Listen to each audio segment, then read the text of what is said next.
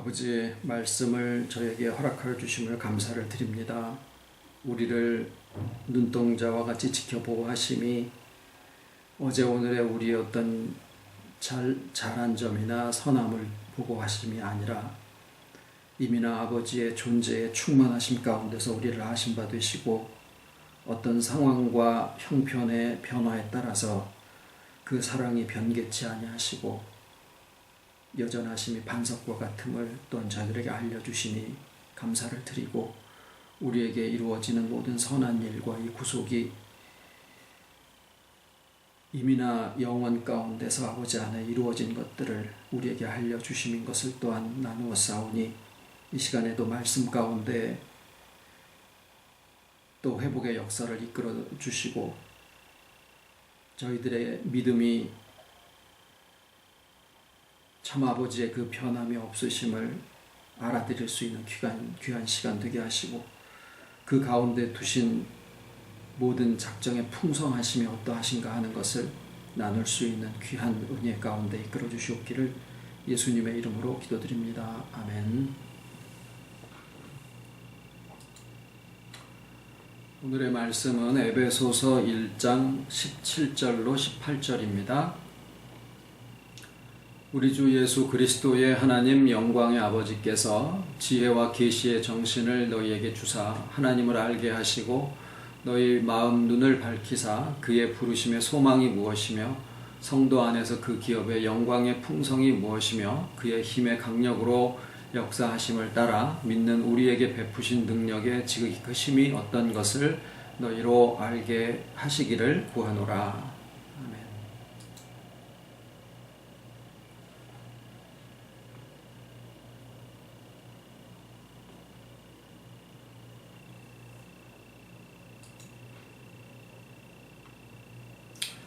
오늘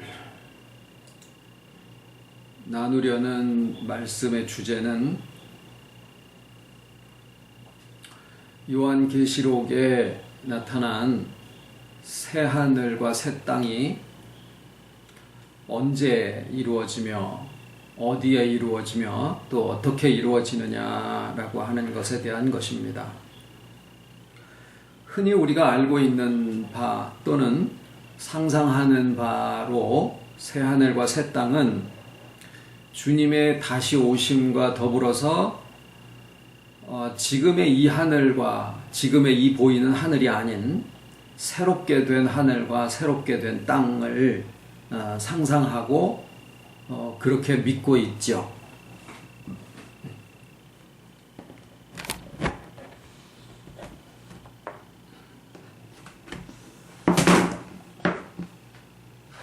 그런데 저희가 그동안에 함께 나누신 몇 번의 말씀을 통해서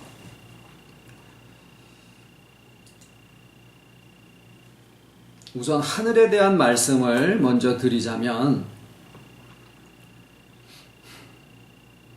요한계시록에 말씀되어진 이 하늘이 영원의 세계를 가리키는 것도 아니고 또 보이는 저 공간을 말하는 것도 아니고 하나님의 창조의 두 번째 날 창조된 궁창을 가리킨다라고 하는 것을 살펴보았죠. 그리고 주님의 기도문에 밝혀주시기를 바로 그 하늘이 하나님의 계시는 곳이라 하였고 또 그 보좌에 놓인 위치는 요한복음에 주님이 말씀하신 대로 우리의 뱃속에서부터라고 되어 있는데 이 뱃속을 본래대로의 의미로 찾아보니까 우리 인격의 내면을 가리킨다라는 말씀까지 이제 우리가 이해가 됐으리라고 봅니다. 그런데 우리가 살고 있는 이 하나님의 창조하신 세상은 보이는 세상과 더불어서 보이지 아니하는 세상, 보이지 아니하는 것들을 하나님이 창조하실 때 함께 창조를 하셨는데 사람들이 점차 보이지 않는 것들에 대한 것은 망각을 해버리고 보이는 세상이 이게 다인 것처럼 그렇게 하고 살아가는 인생들이 돼버렸거든요. 그런데 복음에서 우리가 회복된 세상에 대한 시각은 어떻게 되어 있느냐 하면 이 보이는 세상에 움직여지는 모든 것들은 실상 그 이면에 있는 실상들이 움직이는 것에 대한 하나의 그림자다. 그 실상이라고 하는 것은 바로 하나님의 주권과 또 그 영물들의 어떤 전쟁 이런 것들의 결과물들이 이 세상에 보이는 현상으로 나타나는 것이다. 그런데 이제 거기에서 우리가 중요한 하나의 원리를 말씀을 드린 게 있죠. 뭐냐면 우리의 인격의 내면에 하나님이 보좌를 두시는데 그 하늘과 거기가 하늘이 그러니까 우리의 인격 안에 있다라는 얘기죠. 그 하늘과 이 창조된 세상에 보이지 아니하는 세계를 가리키고 있는 그 하늘이 서로 다른 세계가 아니고 서로 다른 두 개의 우리 안에 있는 하늘과 밖에 있는 하늘 이렇게 나누어지는 게 아니라 결국에는 그 하늘이 그 하늘을 가리키는 것이다 라는 말씀을 드렸어요. 그러면 어떤 결과가 나오느냐 하면 우리 안에서 복음으로 우리의 인식의 하늘, 그 사고의 체계가 변화가 일어나게 되면 그것이 곧 하늘에 있는 영물들이 싸우고 움직여지는 그러한 세계에서의 변화를 가져오게 되는 것이고 그것이 결국에는 보이는 세상의 변화를 가져오게 된다라는 말씀을 우리가 몇 주 전에 나눴습니다. 그래서 요한계시록 12장에 언급된 하늘의 전쟁이 있어서 용과 그 사자들이 거기서 져서 쫓겨나게 되면 그 쫓겨난 그 하늘이 곧 새 하늘이 된다라는 말씀이죠. 그러니까 새 하늘이라고 하는 것은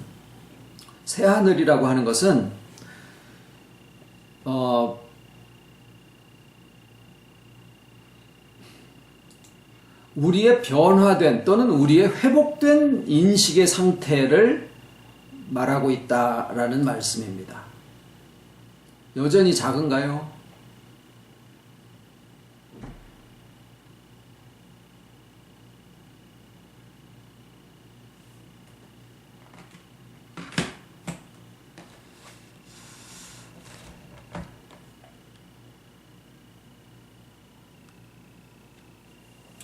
자, 그래서 지금까지 우리가 하늘을 쭉 말씀을 나누고 왔는데, 오늘 이제 같이 생각해 보려고 하는 것은 땅입니다. 땅. 왜냐하면은 하늘의 전쟁이 있어서 미가엘과 그 사자들이 용과 그 사자들과 더불어서 싸워서 용과 그 사자들이 거기서 지지어 그리고서 그들이 땅으로 쫓겨났다라고 되어 있거든요. 자, 그러면 땅에서 무슨 용이 쫓겨 내려와 가지고 여기 우리가 살고 있는 이 땅에서 무슨 변화가 일어나느냐 이런 쪽으로 우리가 생각하게 되기가 쉽습니다. 근데 오늘 이제 우리가 땅에 대해서 살펴보려고 하는 것은 용과 그 사자들이 우리의 이 땅으로 내려 쫓겨서 어떤 일이 벌어지느냐라고 하는 것에 대한 부분을 말씀을 드리려고 하는 게 아니라 그 땅에 대해서 좀 다른 접근을 시도해 보려고 합니다. 그것은 뭐냐 하면 새 하늘과 새 땅을 이야기를 할 때 이 새 땅에 대한 말씀을 드릴 때 말이죠. 이 땅을 무엇으로 생각할 것이냐. 땅은 본래 하늘 아래에 있는 물, 성경적인 표현으로는 천하에 있는 물이 한 곳으로 모여 바다가 되고 그 다음에 바다가 다 모이니까 묻이 드러나게 됐거든요. 그 묻을 땅이다 라고 얘기를 한 거예요. 그러니까 본래 땅이라고 하는 것은 바다 속에 잠겨져 있던 거예요. 바다의 속성이나 땅의 속성이 다른 것이 아니었었다라는 거죠. 우리의 삶이 그러합니다. 바다와 우리의 삶이 구분이 없이 그게 그거예요. 바다에서 세상에서 가치로 삼는 것이나 우리의 삶에서 가치로 삼는 것이나 내가 세상의 일부로 되어 있는 것과 세상이 내 안에 들어와 있는 것이 전혀 구별이 없는 거예요. 내가 세상이고 세상이 곧 나예요. 그게 바닷속에 땅이 잠겨져 있었던 것인데 땅이 이제 올라오게 됐단 말이죠. 그리고 거기에 씨 가진 각종 식물들이 거기에 이제 나게 되는데, 예, 거기서 나게 되는데, 우리가 이 새 하늘과 새 땅을 생각함에 있어서, 이제 오늘은 땅에 대한 말씀을 나누고 있는데,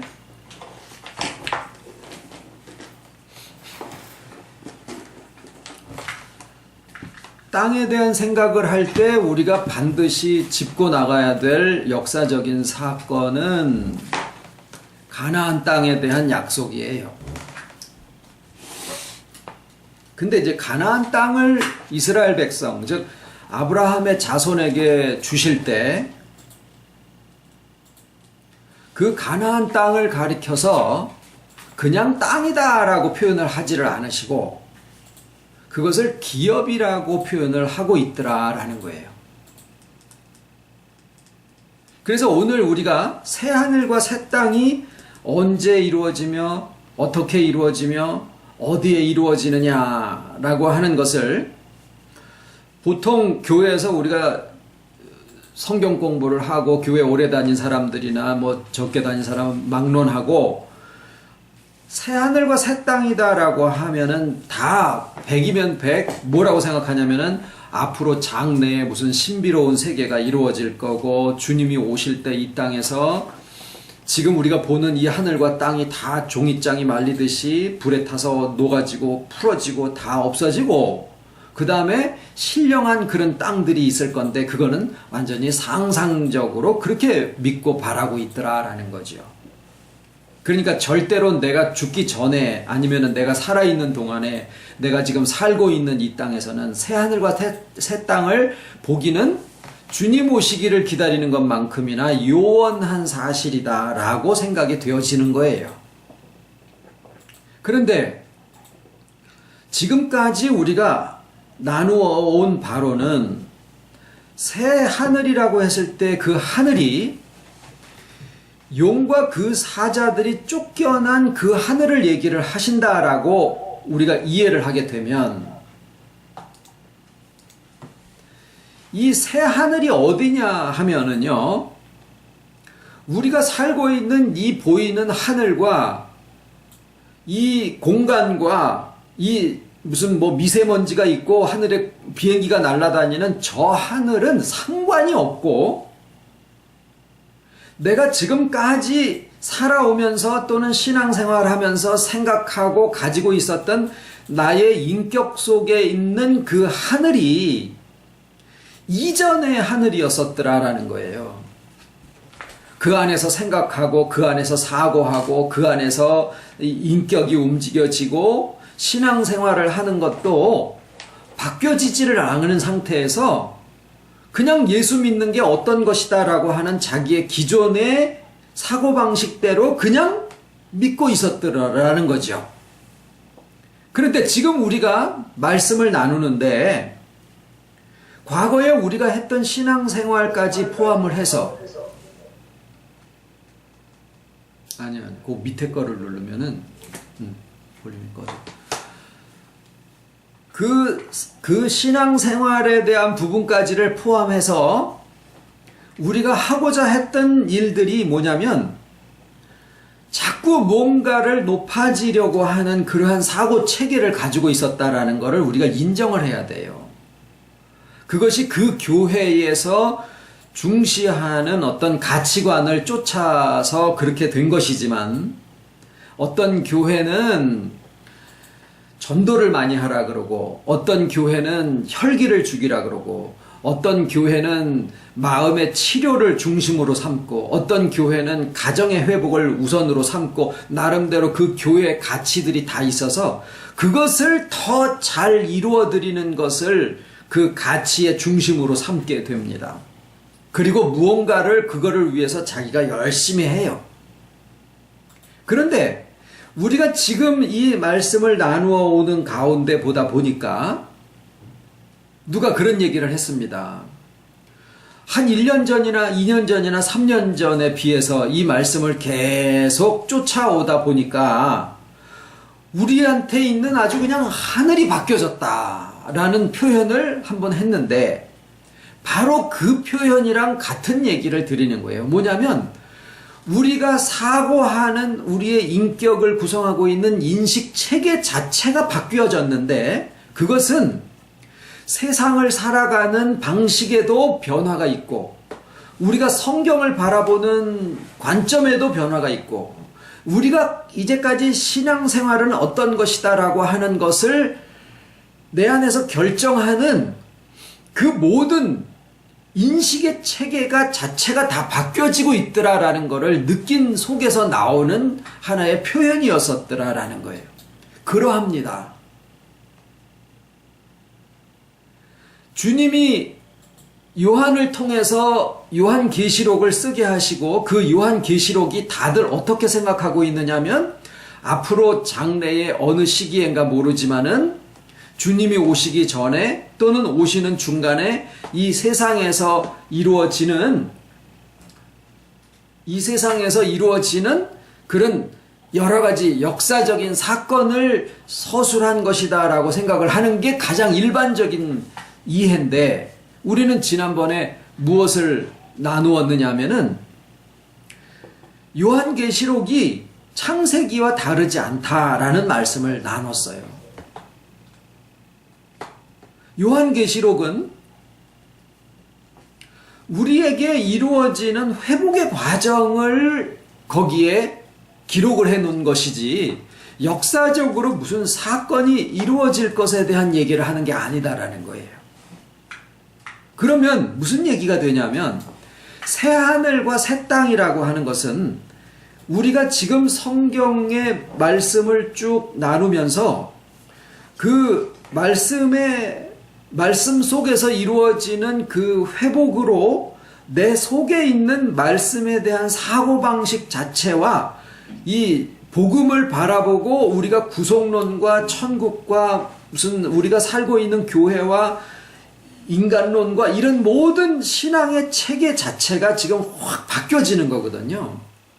그런데 그렇게 해서 바뀌어지는 신앙의 체계만이 아니라 그 체계가 우리가 사고하고 생각하고 인식하는 그 모든 체계를 바꿔놓는데, 그 체계가 바뀌어지게 되면은 자기 속에 있는 하늘뿐만이 아니라 자기가 살아가고 있는 삶의 하늘이 같이 바뀐다라는 거예요.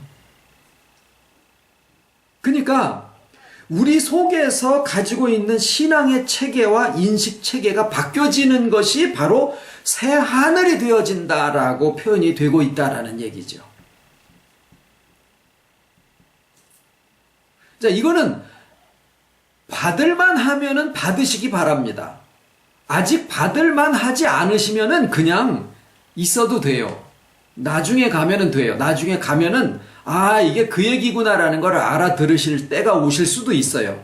자, 오늘은 어쨌거나 진도를 나갈 판입니다. 뭐에 대한 말씀을 드리려고 하냐면, 그러면 새 하늘은 그렇게 된다라고 하고 우리의 의식이다라고 얘기를 하면 새 땅은 뭐냐라는 거예요. 왜 같이 붙어 다니는데 새 하늘만 계속 이야기를 하는 이유가 뭐냐? 새 땅도 있지 않느냐라는 거죠. 상상하듯이 새 땅은 삶인데 왜 그러냐면, 새 하늘이 의식의 하늘, 사고체계라고 말씀을 드렸는데, 거기에서 변동이 있게 되면 분명히 자신의 삶 자체에도 변화가 있을 것이 당연하거든요. 내 사고체계가 바뀌면 내 생각의 움직임이 바뀌게 되는 거고, 그러면 내 감정이나 의지도 바뀌게 되고, 내가 어떤 선택을 할 때 그 선택이 현명하게 되고, 따라서 그 선택이 모이고 쌓인 것이 나의 삶이라고 하면 결국에는 나의 삶에도 변화가 있으리라는 것은 우리가 얼마든지 예상할 수 있는 바거든요. 그러니까 땅은 우리의 삶을 가리킬 테고 변화된 삶을 가리킬 것이다 라고 우리가 설교를 듣지 않아도 예측이 가능합니다만, 이 땅을 설명하는 데 있어서 다른 접근 방식을 오늘 말씀을 드리려고 하는 거예요. 그것이 바로 뭐냐면 기업이라는 말입니다. 기업. 기업을 영어로 하면은 비즈니스라 그래요. 기업이라고 말을 들으면은 왠지 좀 신령한 것 같고 성경적인 것 같은데 비즈니스라고 하면은 굉장히 세속적으로 들리죠. 미국 사람들은 전혀 그런 생각을 안 합니다. 왜냐하면은 기업을 영어로 바꿔서 표현하면은 비즈니스이기 때문에 그래요. 그러니까 영어 성경에는 기업이라고 되어 있지 않고 비즈니스라고 되어 있는 거예요. 그러니까 비즈니스가 한국 사람, 한국 기독교인들에게 세속화되어 있는 표현으로 받아들일 뿐이지 본래 비즈니스라는 말은 굉장히 신령한 말이다라는 거예요.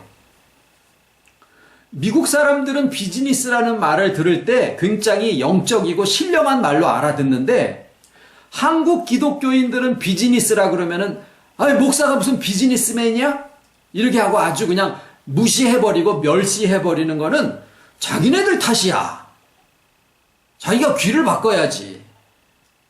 그게 제대로 된 성경 표현인데 왜 자기가 그거를 세속적으로 받아들일 이유가 뭐가 있느냐 그 말이에요. 왜 기업이라는 말이 들어가느냐 하면은요, 하나님이 약속의 자녀에게 아무 땅이나 막 주신 게 아니다라는 거예요. 가나안 땅 일경을 주셨어요. 그러니까 택함을 받은 하나님의 자녀의 삶에다가만 새 땅이 되는 거다라는 거예요. 우리가 잘못 생각하는 것 중에 하나가 새 하늘과 새 땅이 이루어지면은요, 이놈 저놈 소나 개나 말이나 다 새 땅에 사는 거로 생각을 하거든요. 믿는 사람들 덕택에 주님이 오시면 새 땅이 이루어져서 저기 안 믿는 못난 사람들조차도 전부 다 새 땅에서 살아가는 거다라고 상상적으로 그렇게 믿을 수도 있을지 모르지만 여기에 기업이라고 되어 있는 이 새 땅은 가나안 땅 일경을 아브라함과 그 자손에게 주셨듯이 새 하늘과 새 땅은 모든 사람에게 다 일시로 이루어지는 게 아니다라는 사실이에요. 택하신 자녀에게 변화된 삶의 모습으로 주어지는 것이 새 땅이지 이 세상의 땅이 바뀌어지는 게 아니다라는 얘기예요. 그러니까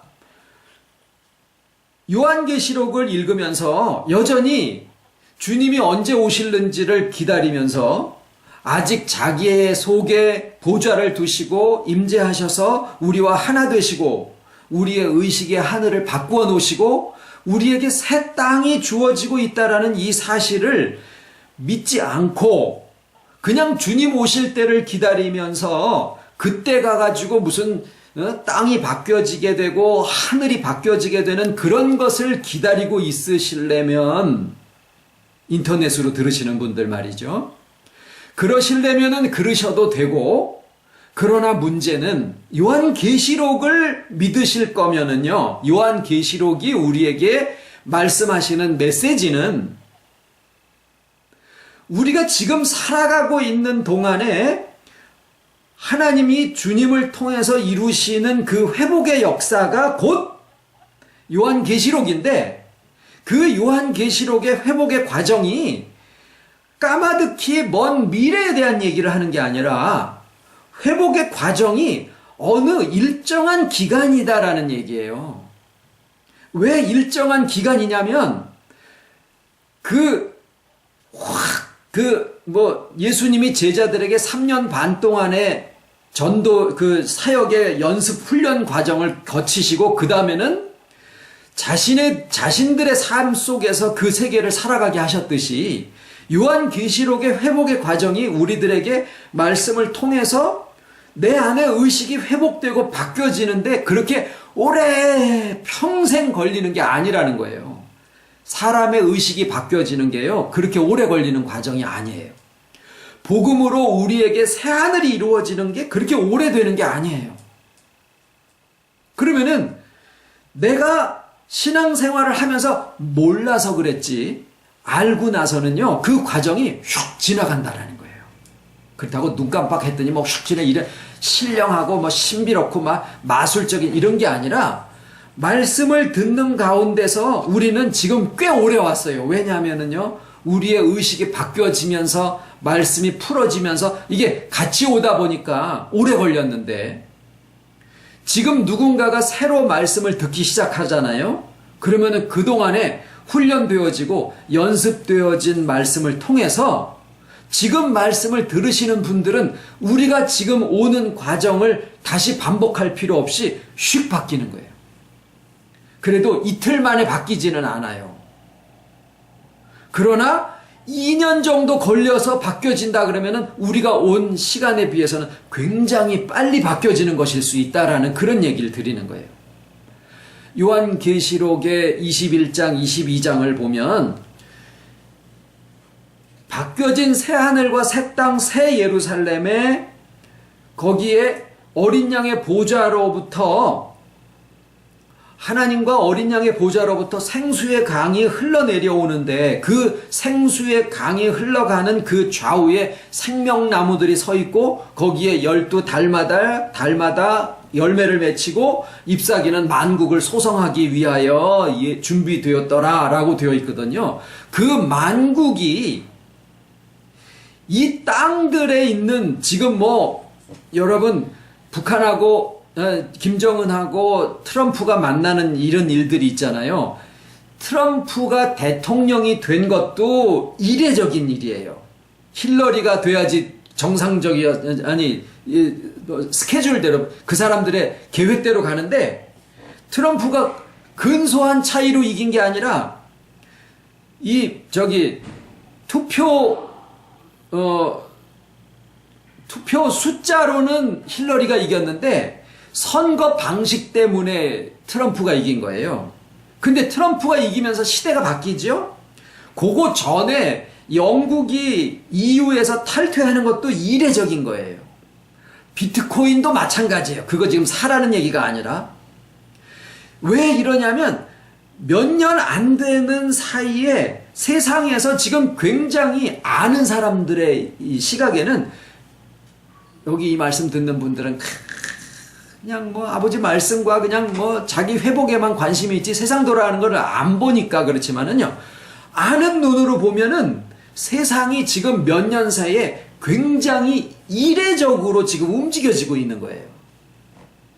종말론을 외치던 데이비드 차나 이런 사람들이 자기네들 스케줄대로 종말론이 온다라고 하면 EU가 열 짐승이어야 되고 프리메이슨이 힐러리가 당선이 돼가지고 온 세상을 노예화해야 되거든요. 그런 자기네들의 세대주의적 종말론이 지금 다 깨지고 있는 거예요. 왜 그러냐 하면은요, 하늘이 아까 말씀드린 대로 보이는 세상 이면에 있는 하늘이 보이지 않는 세상이 지금 막 움직여지거든요. 왜 움직여질까요? 아는 사람들은 아는 대답이 나오겠죠. 뭐냐면 하나님의 택하신 자녀들 안에 있는 하늘이 바뀌고 있기 때문에 그래요. 택하신 자들의 하늘이 바뀌는 것은 뭐냐면은 말씀의 패러다임, 말씀을 보는 관점이 완전히 바뀌고 있는 것이 지금 택하신 자녀들 안에서 일어나고 있기 때문입니다. 그러면 당연히 세상이 움직여지는 것만큼 우리가 살고 있는 나의 개인적인 삶에도 변화가 이루어지고 있다라는데 거기에 그 핵심 단어가 뭐냐면 기업이에요. 기업. 기업은 가나안 땅을 이야기를 합니다. 그런데 이 가나안 땅을 아브라함과 자손에게 주셨던 것은 역사를 통한 하나의 상징이고 실상은 오늘날을 살아가고 있는 이 말씀 가운데서 오늘날을 살아가는 자들만이 아니에요. 실상은 모든 시대의 모든 택하신 자녀들이 하나님의 이 회복의 말씀으로 의식의 하늘이 바뀌어지게 되면 그들의 삶에 기업으로 주시는 땅들을 주시는데 왜 기업이냐 하면 기업을 다른 말로 하면은 뭐죠? 돈벌이에요. 돈벌이에요. 비즈니스가 뭐냐? 돈벌이잖아요. 아까 미국 사람들이 무슨 뭐 더 신령한 것처럼 비슷하게 얘기를 절대 그런 거 아니에요. 그런데 미국이고 한국이고 용어를 기업으로 쓰느냐 비즈니스로 쓰느냐 그게 문제가 아니라 이 사단이라는 존재, 예? 사단이라는 존재의 전술은 뭐냐면 혼란입니다. 혼돈이에요. 혼돈이에요. 비슷한 거를, 그러니까 가장 좋은 전술은 실상과 가장 비슷한 것들을 내세워서 실상을 혼란하게 만드는 것이 그 자의 속성이에요. 그래서 있지도 않은 마귀와 사탄이 이름을 둘로 나눠서 마치 사단이 마귀 귀신 이런 것처럼 삼위일체인 것처럼, 그래서 모르는 혼란된 사람들은 하나님도 삼위일체고 마귀도 삼위일체인가 보다라고 그릇된 마귀론을 집어넣은 거예요. 마귀와 사탄이는 똑같은 존재입니다. 그리고 실체가 없는 존재예요. 그 핵은 뭐냐면 뱀이에요. 그래서 계시록에 딱 정의를 내리기를 용, 곧 옛 뱀, 사단이라 마귀라고도 하는 사단과 마귀와 용과 옛 뱀이 다 하나인데, 이 옛 뱀이 뭐냐 하면 뱀같이 지혜로워라. 그 얘기는 뱀의 마귀의 지혜를 빌려와서 너네들의 선교 현장에 써먹어라 이렇게 하실 리가 없잖아요. 그러니까 그때의 그 뱀의 지혜는 뭐냐면 아담과 해와를 만드시면서 아담과 해와의 도우미로 주신 인간의 이성을 얘기한다. 그런 말씀 드렸죠. 이성이 믿음과 하나님의 연합을 배제하게 되면 이성이 주인이 되어 있는 거예요. 거기서 과학이 나오고 철학이 나와요. 그게 두 가지예요. 이성의 좌청룡 우베코는 철학과 과학이요. 그런데 여기 둘에는 뭐가 없냐? 하나님이 없는 거예요. 그래서 세상은 이성 가지고 움직여지는 건데 그 이성이 사람들의 모든 가치관들을 다 만드는 거예요. 그게 욕구가 되고 거기에서 사단의 권세가 나오는 거예요. 그러니까 만약에 세상 사람들이 이런 얘기를 들으면 결코 좋아할 리는 없죠. 그러나 그것이 복음에 근거한 해석이에요. 그것을 알게 되면 사단이 마귀 용이 권세를 부릴 수가 없어요. 그래서 우리 안에서 용이 쫓겨나가고 그것이 뭐로 바뀌어요? 이성으로 바뀌어지는 거예요. 우리의 의식 속에는, 우리의 의식의 하늘에는 용이 자리 잡을 수가 없어요. 왜? 아니까. 마귀가, 용이, 사단이 자리를 잡을 수가 없어요. 자, 그러면은 용이 이 땅에 대해서, 하늘은 그런데 하늘에서는 쫓겨나가요. 왜? 우리가 아니까. 의식의 하늘이 바뀌게 되니까 거기에 있을 수가 없어 쫓겨나는 거예요. 우리의 의식의 하늘 속에는 용이 더 이상은 존재하지 않게 된다라는 거예요. 그런데 땅을 헷갈리게 만들려고 땅이 기업이다라고 하는 사실을 거기에다가 눈을 돌리고 관심을 두고 그쪽으로다가 마음을 기울이지 못하게 하려고 혼란시키는 전술로 뭘 사용을 한 거냐면 세상의 기업 논리, 세상의 비즈니스 마인드를, 비즈니스하는 그런 원리나 이런 거를 교회 안에다가 집어넣은 거예요. 교회 안에 3,000명 이상 되는 교회에는 세상의 대기업을 운영하는 것과 같은 그런 원리를 적용하지 않으면 3,000명 이상 되는 교회를 운영할 수가 없게 되어 있어요. 그게 사람이라는 존재들이 모여서 만든 조직의 속성입니다. 그래서 본래 단일 조직이 3,000명 이상 되면은요, 그 자체로도 세상에 움직여지는 그런 원리가 교회 안에 들어와서 그 가치와 이 가치가 같아질 수밖에 없다라고 그렇게 비판을 하기도 해요. 터무니없는 사실은 아니다라는 거예요. 그래서 원래 교회의 사이즈가 악한 것은 아니지만 너무 커지게 되면 세상의 가치가 교회 안에 들어와서 작용할 수 있는 그러한 소지를 열어주게 된다라는 그런 비판도 기울여 봐야 될 필요가 분명히 있습니다. 교회는 그렇게 클 필요가 없다라는 거예요. 자체적으로 독립을 못할 정도로 그렇게 하면 또 안 되겠지만 너무 클 필요가 없다라는 거예요. 교회가 작은 교회들이 많아져야지 단일 교회가 그렇게 클 필요는 없는데 문제는 크던 작던 간에 교회 안에 비즈니스 하는 원리가 들어와 가지고 그 비즈니스가 교회를 삼켜버리게 되다 보니까 사람들의 깨어있는 사람들의 마음에 비즈니스 기업 그러면 무조건 이거는 세속화되는 거다라고 신앙생활을 열심히 하려고 하는 사람들의 마음에 기업이라는 부분이 눈이 멀어버리게 되는 거예요. 그래서 아까 저희가 이런 설명을 드리지 않고 뭐 영어, 뭐 한국말 이런 설명 드리지 않고 처음부터 만약에 제가 새 땅에 대한 말씀을 드리면서 비즈니스라는 표현을 썼다라 그러면은 우리도 모르게 우리 마음속에 아유 무슨 교회가 비즈니스야? 이런 좀 안 좋은 심정이 나도 모르게 툭 나오게 된다라는 거예요. 그게 뭐예요? 사단의 전술이에요. 우리 마음속에 기업이라고 하는 아까 에베소서 본문 말씀 읽었지 않습니까? 거기에 뭐가 나오냐면 그 기업의 영광의 풍성이라는 표현이 나옵니다. 그 기업의 영광의 풍성.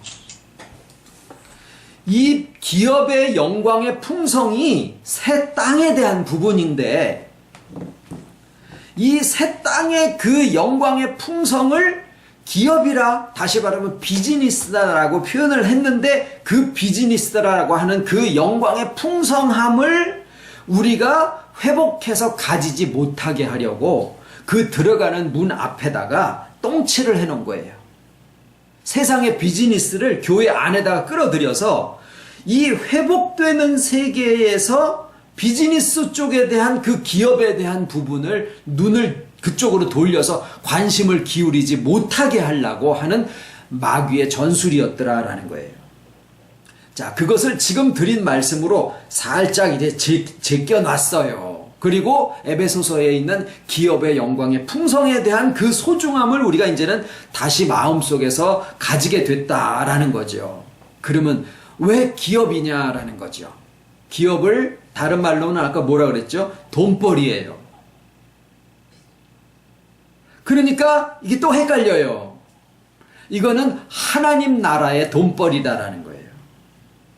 그러니까 자꾸 또 헷갈려. 무슨 교회 해가지고 돈 벌자라는 얘기인가? 하나님 나라의 돈은 우리가 생각하는 그 돈이 아닙니다. 하나님 나라에서 돈에 해당하는 것은 뭐냐면 사고 팔고 주고 받고 하는 하나님 나라에서의 돈에 해당하는, 그러니까 이 세상에서의 돈이 하나님 나라에서 이 세상에서 하는 돈의 역할과 같은 것이 하나님 나라에서는 뭐냐면은 사랑이에요.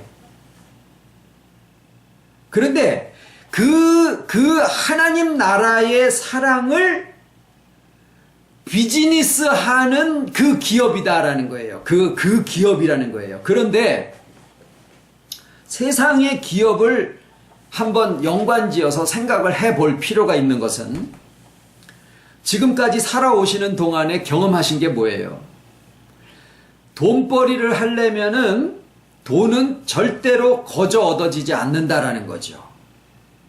세상에 한 가지 진리가 있다면, 세상에 하나님 말씀 말고 세상에 한 가지 진리가 있다 그러면은 그게 뭐냐면 공짜는 없다 예요.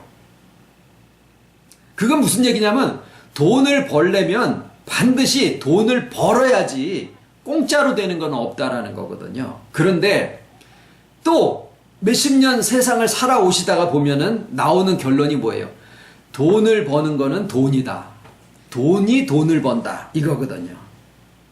사람들이 이렇게 얘기하죠. 나는 아무 미천도 없이 맨주먹으로 시작했어. 그러면은 그 맨주먹이 그 사람한테는 돈의 가치에 해당하는 거다라는 거예요.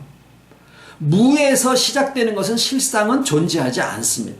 유형과 무형의 재화에 의해서 돈이 벌어지는 거지, 인맥이든 아니면은 자기의 창의력이든 아니면은 뭐든지 간에 무언가 있어서 돈이 벌어지는 거지 거저되는 게 아니다라는 거예요.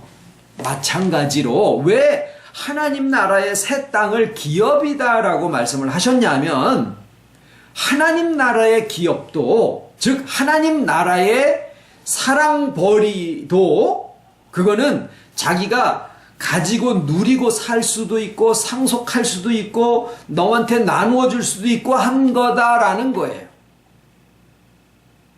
그런데 그게 뭐예요? 새 하늘과 새 땅이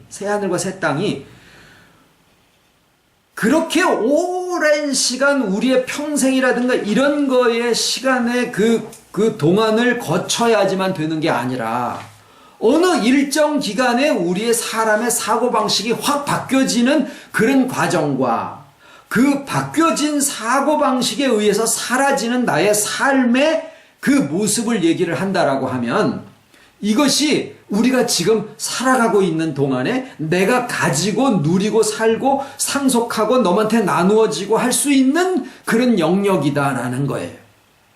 돈을 나누어주고 돈을 상속하고 돈을 누리고 사는 것도 좋겠지만, 우리가 기왕에 하나님의 자녀로 부르심을 받아서 신앙생활을 할 바에는 새 하늘을 가지고 새 땅을 기업으로 받아서 가질 수 있는 길이 있는데, 그것 말고 죽어서 천국만 가든지 주님 오실 때만 턱받이라 기다리고 있든지 그렇게 하는 길도 있어요. 하지만 성경을, 요한계시록을, 창세기를 기록하신 분이 또 해석하게 하시는데 보니까 내가 다른 사람들보다 우월하다라는 게 아니라 자기의 삶에서, 인격에서, 자기의 삶의 현장에서 이루어지는 그 인격의 회복과 의식의 회복과 감정의 순화와 의지의 선택의 현명함과 이런 모든 것들이 쌓이고 쌓여서 나의 삶의 모습이 이루어지는데, 그것이 나에게 기업으로 주시는 거다.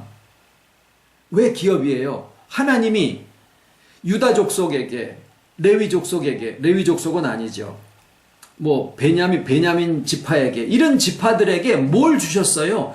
가나안 땅을 그냥 여호수아와 아브라함과 여호수아에게, 그들에게 그냥 주신 거예요. 이렇게 분할을 해가지고 여기는 유다 지파, 여기는 베냐민 지파, 이렇게 주신 거예요.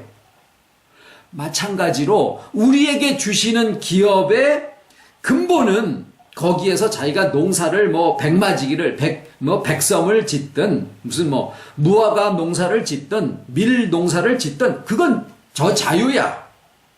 보아스처럼 보리 이삭할 때 보리 추수하고 밀 추수할 때 밀 추수하고 그렇게 해가지고 다른 사람들한테 그것을 대속을 해줄 수 있는 정도의 재산을 가질 수도 있고, 엘리멜렉처럼 그것을 다 잃어버리고 너의 나라로 가서 그냥 살다가 다시 돌아오니까 그래도 가까운 친족에 의해서 그 땅을 다시 돌려서 엘리멜렉의 아내 나오미에게 그게 주된 간에 어떻게 되던 간에 그거는 자기가 운용하기 나름이지만, 하나님이 모든 택하신 자녀의 회복된 땅, 거기에 종잣돈처럼 기업을 먼저 주신다라는 거예요. 그것이 지금 우리에게 주신 우리의 삶이에요. 우리에게 주신 회복되는 나 자신의 인격이에요. 이것이 우리에게 먼저 회복이 되지만, 이 회복된 삶과 인격을 가지고 어떻게 그것을 정말 하나님의 나라의 기업으로 자기가 누리고 살는지 하는 것은 자기 믿음의 분량인 거예요. 나는 내게 주신 기업 요거 하나만 가지고 나한테 조상 때부터 이제 여호수아에게 주신 요 땅떼기 가지고 여기에서 그냥 나는 요거면 좋게라고 그냥 살 수도 있는 거고, 그거마저 잃어버려서 자기 가까운 친척이 그걸 다시 찾아가지고 돌려받을 수도 있는 거고, 거기에서 농사를 지어가지고 옆에 땅을 사고 뭐 이래 해가지고 거기서 기업을 불릴 수도 있는 것들이 자기의 살아가는 삶 속에 달려있다라는 거예요. 믿음이에요. 그 다음부터는 믿음이에요. 믿음은 실상인데 실상이 내가 살고 있는 삶 속에 되어진다라고 하는 것을 안 자들은 믿음에 제한을 두지 않아요. 줄 필요가 없는 거예요.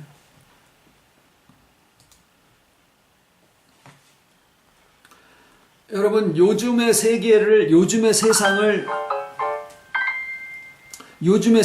무슨 뭐 인공지능의 시대니 4차 산업혁명이니 뭐 별 얘기를 다 하고 그러지 않습니까? 어떤 영화를 하나 봤는데 새로운 시대의 혁명 뭐 이런 거예요. 버추얼 레볼루션 뭐 그런 제목이었었던 것 같은데 B급 영화에 그렇게 재미는 없어요. 근데 문득 보다가 어떤 생각을 했느냐면 세상에 새 시대가 오기를 세상 사람들도 기다리는구나. 새로운 시대가. 그런데 거기에서 온 새로운 시대는 어떤 시대냐면요. 가상현실의 시대예요. 그런데 그 가상현실이 너무 실제 같아서 사람들이 현실 세계 속에 살지를 않고 가상현실 속에 안에 들어가서 사는데 거기에는 무한의 세계가 펼쳐져 있는 거예요. 모든 것을 다 할 수 있고 모든 것이 다 될 수 있고 그러니까 그런데 거기서 한 체험도 자기네들의 경험이 되는 거예요. 그러니까 여기서는 날아다니지 못하는데 그 세계 안에서는 날아다니는데 그 날아다니는 느낌이나 체험이 실제로 내가 여기서 날아다니는 거랑 전혀 구분을 할 수가 없다라는 거죠. 그러니까 세상을 똑같이 살아가는데 그 세계가 그러니까 지구가 달라지는 것도 아니고 바다가 달라지는 것도 아니고 하늘이 달라지는 것도 아닌데 사람들은 자기네 안방에서 이전에 살아보지 못한 어마어마한 세계를 가상현실 세계 안에서 살고 있더라라는 거죠. 여러분 지금 우리가 살아가고 있는 이 시대에도 아마존 밀림 같은 데 가면은 아주 막 수천 년 전에 살던 그런 아주 미개한 그래도 그 사람들의 정신세계가 우리보다 훨씬 더 뛰어나다라고 못하다라고 얘기를 할 수는 없어요. 문명에 대한 얘기를 하는 거예요. 그 사람들은 라이터도 없이 부싯돌 가지고 물고기 창으로 잡아서 그렇게 살고 있는 것도 이 시대에도 가능해요. 그러면 세상이 새로운 시대가 돼서 사람들이 막 어마어마한 경험을 하고 살더라도 그 세계를 먼저 개발한 사람들은 먼저 경험을 하는 거고 그 다음에 들어가는 사람은 그 다음에 들어가는 거고 실력이 좋은 사람들은 더 많이 경험을 할 테고 그런 시대가 와서 세상이 완전히 개벽이 됐다라고 하더라도 옛날에 원주민들처럼 사는 사람들은 여전히 그런 삶을 살아갈 수도 있다라는 거예요. 무슨 얘기냐면 새 하늘과 새 땅이 오는 것이 먼저 아는 사람들은 새 하늘과 새 땅을 기업으로 받아서 의식의 새로운 하늘 속에서 살아가고 그런 세상을 살아가고 있는데 아직 그 세계를 발견하지 못하고 깨닫지 못한 사람들은 여전히 구시대의 구습을 답습하면서 그렇게 살아갈 수도 있다라는 거예요. 동시대를 살아가면서도.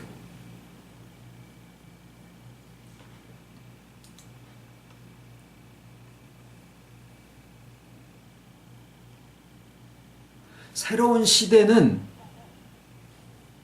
많은 숫자의 공감에 의해서 오는 게 아닙니다. 때로는 다수에 의해서 인정받지 못하기도 하고 혹은 핍박조차 받을 수도 있어요. 기존의 패러다임, 기존의 의식의 체계, 기존의 신학 체계가 가지고 있었던 그 체계가 마치 무너지고 거기에서 이권을 가지고 있던 사람들이 이런 이야기를 들으면 자기네들의 이권이 다 깨지는 것 같은 생각 때문에 쉽게 말하면 밥그릇 때문에 오히려 핍박하는 그런 자리에 설 가능성도 얼마든지 있었고 실상 예수님이 오셔서 그때 당시에 새 하늘을 열으신 거거든요. 그런데 그때 새 하늘이 열렸다고 해서 그때 하늘이 오염이 없어졌다든가 하늘이 색깔이 바뀌었다든가 이런 게 아니거든요. 그러나 우리가 역사를 통해서 볼 때 주님이 오심으로써 그 이전의 신앙이 완전히 달라지는 새로운 패러다임으로, 새로운 하늘로, 새로운 삶으로 바뀌어졌다는 걸 우리는 알거든요. 마찬가지입니다. 오늘날 기독교가 2000년을 내려왔다라고 하지만 지금 그 2000년 된 교리 체계와 신학 체계와 모든 이해의 판이 완전히 바뀌어지게 되는 것이 우리 안의 의식 자체가 바뀌어지게 되는 거예요. 소수 안에서 진행되고 증거되고 성취된 그런 새하늘과 새 땅은 그 속성상 주변을 변화시키고 그 회복의 하늘과 기업이 전파되게 되어 있더라라는 거예요. 그래서 오늘은 새하늘과 새 땅이 보이는 물리적인 하늘이 바뀌어지는 게 아니고 우리의 의식의 하늘이 바뀌어지고 우리의 삶의 기업이, 우리의 삶의 땅이 하나님이 주시는 하늘나라의 비즈니스, 하늘나라의 기업의 그런 삶으로 바뀌어진다. 이거 돈에 대한 얘기 절대 아닙니다. 하나님의 나라의 사랑에 대한 이야기고 그러한 기업에 대한 말씀을 드렸습니다. 주님 가르치신 기도로 마치겠습니다. 하늘에 계신 우리 아버지, 이름이 거룩히 여김을 받으시오며 나라의 임하옵시며 뜻이 하늘에서 이룬 것 같이 땅에서도 이루어지이다. 오늘날 우리에게 일용할 양식을 주옵시고 우리가 우리에게 죄 지은 자를 사하여 준 것 같이 우리 죄를 사하여 주옵시고 우리를 시험에 들게 하지 마옵시고 다만 악에서 구하옵소서. 나라와 권세와 영광이 아버지께 영원히 있사옵나이다. 아멘.